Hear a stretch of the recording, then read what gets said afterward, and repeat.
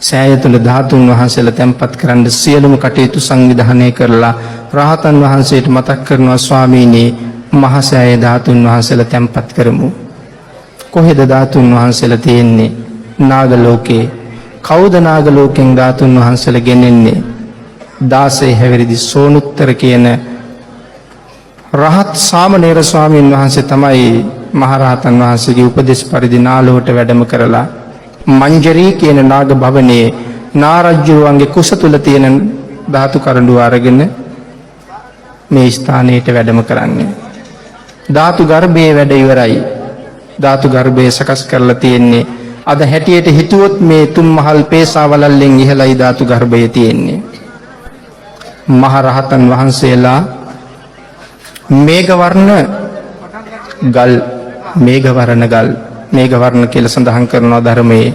ගල් පතුරු රියන් 80ක් දිග ගල් පතුරු, රියන් 8ක් උස ගල් පතුරු. රියන් 80යි නම් අඩි 120යි, රියන් 8යි නම් අඩි 12ක් උසයි. මෙවන් විශේෂ ගල් 6ක්, ගල් තල, ගල් පතුරු 6ක් උන්වහන්සේලා අරන් එනවා. සමහර තැනක හිමාලයන් කියලා සඳහන් කරනවා, සමහර තැනක උතුරු කුරු දිවයිනෙන් කියලා සඳහන් කරනවා. මේ ගල් පතුරු 6 ගෙනල්ලා ධාතු ගර්භය සකස් කරනවා. පතුලට එක ගලයි, බිත්ති 4යි, පියනට එක ගලයි. මේ ටික තැම්පත් කරලා ධාතු කරඬුව හිසේ තියාගෙන මහරජාණන් මේ භූමියට පැමිණෙන විට තැම්පත් කරන්න ආසන්න වෙනකොට රජුගේ හිසෙන් අහසට වඩින දා කරඬුව අහස තුල විවෘත වී තථාගතයන් වහන්සේගේ ශ්‍රී දේහය නිර්මාණය වෙනවා. තථාගත ආඥාවට අනුව ධාතුන් වහන්සේලාගෙන් සවනක් ගන බුදුරැස් විහිදෙන දෙතිස් මහා පුරුෂ ලක්ෂණයෙන් යුක්ත තථාගතයන් වහන්සේ මේ ගුවන් තලයේ පින්නතුනි තථාගත කෙනෙකුගේ ආශ්චර්යමත්ම ප්‍රාතිහාර්ය දක්වනවා. ඒ යමක මහා ප්‍රාතිහාර්යයි.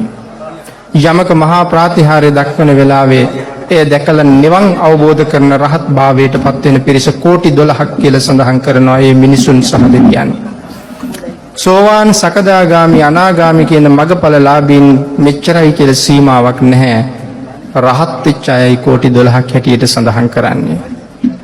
එහෙමනම් ඒ ප්‍රාතිහාර්ය දක්වලා ධාතුන් වහන්සේ නැවත කරඬුවට වැඩම කරලා රජු අතට ලැබෙනකොට මහරජාණන් මේ ඇතුලේ සකස් කරලා තියෙන ධාතු ගර්භය තුල අඩි 120ක් දිග, අඩි 12ක් උස විශාල ශාලාවක් සෑය තුල තියෙන්නේ. අඩි 120ක් දිගයි ඒ ශාලාව. භාග්‍යවතුන් වහන්සේට රත්තරන් ඇඳක්, සයනයක් ඒ ධාතු ගර්භය තුල තියෙනවා.